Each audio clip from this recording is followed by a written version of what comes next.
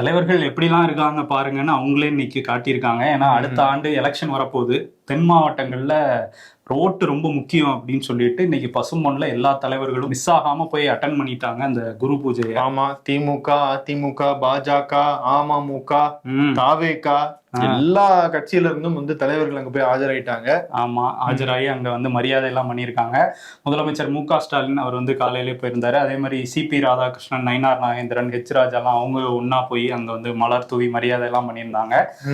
அதுக்கடுத்து எடப்பாடி பழனிசாமி அவரும் அவரோட சகாக்களோட போய் அங்க மரியாதை பண்ணியிருந்தாரு. எல்லா கட்சியில இருந்துமே தேமுதிகல இருந்து விஜய பிரபாகரன், சீமான், வைகோ அப்படின்னு சொல்லிட்டு எல்லாருமே அங்க ஆஜராயிட்டாங்க. எல்லா கட்சியினுடைய தலைவர்கள் லெவல்ல இருக்க எல்லாரும் போயிட்டாங்க. தாவேகால இருந்து விஜய் போனாரா? போனா என்ன ஆயிருக்கும், அதனாலதான் போல அவரு ஆனந்த் நீங்க போயிட்டு வாங்கன்னா அவரு நிர்மல்குமார் எல்லாம் அனுப்பிச்சு வச்சிருக்காரு.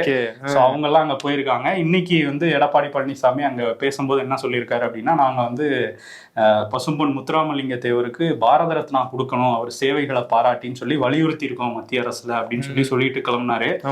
முதல்வர்கிட்டயுமே அந்த கேள்வியை கேட்டாங்க, இந்த மாதிரிலாம் அதிமுக இருந்து பரிந்துரை பண்ணியிருக்காங்களான்னு.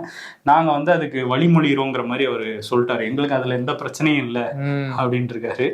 அது மட்டும் சொல்லல முதல்வர், 3 கோடி ரூபாய் செலவுல ஒரு தேவர் பேர்ல ஒரு திருமண மண்டபம் பசும்பொன்ல கட்டுவோம் அப்படின்லாம் சொல்லியிருக்காரு. எலெக்ஷனை ஒட்டி ஒரு மாதிரி இன்னைக்கு ரொம்பவே பசும்பொன் எப்பவுமே இந்த 30ஆம் தேதி கொஞ்சம் பரபரப்பா இருக்கும். இன்னைக்கு ரொம்பவே பரபரப்பா மாறி இருக்கு. இதுல மூவேந்தர் முன்னேற்ற கழகம் இந்த கட்சி, ஒரு கட்சி தலைவர் ஸ்ரீதர் வாண்டையார் அப்படிங்கிறவர் இன்னைக்கு அந்த தேவர் குரு பூஜைக்கு போயிருக்காரு. அங்க போகும்போது அந்த பூசாரிகளோட ஏதோ வாக்குவாதம் அதுல ஒரு பூசாரியை அடிச்சிடுறாரு.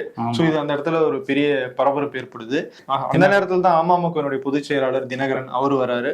பேசி சமாதானப்படுத்தி அந்த பிரச்சனையை கொஞ்சம் சால்வ் பண்ணி அனுப்புறாரு. ஆமா, செங்கோட்டையன் தான் ரொம்ப நேரம் பேசிட்டு இருந்தாரு. ஏன்னா அந்த ஸ்ரீதர் கீழே உட்கார்ந்து தர்ணாலாம் பண்ண ஆரம்பிச்சிட்டாரு. ஆனா அவர் வந்ததுல இருந்தே ஒரு மாதிரிதான் எல்லாருக்கிட்டையும் பிஹேவ் பண்ணிட்டு இருந்தாரு.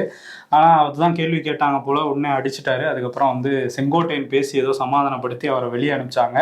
அப்புறம் தான் அந்த 3 பேர் என்ட்ரி, நம்ம சொன்ன அந்த பவர் ரேஞ்சர்ஸ் என்ட்ரி அங்க இருந்து ஆரம்பிக்கூடாது, பாறையில இருந்து ஆரம்பிக்கணும்.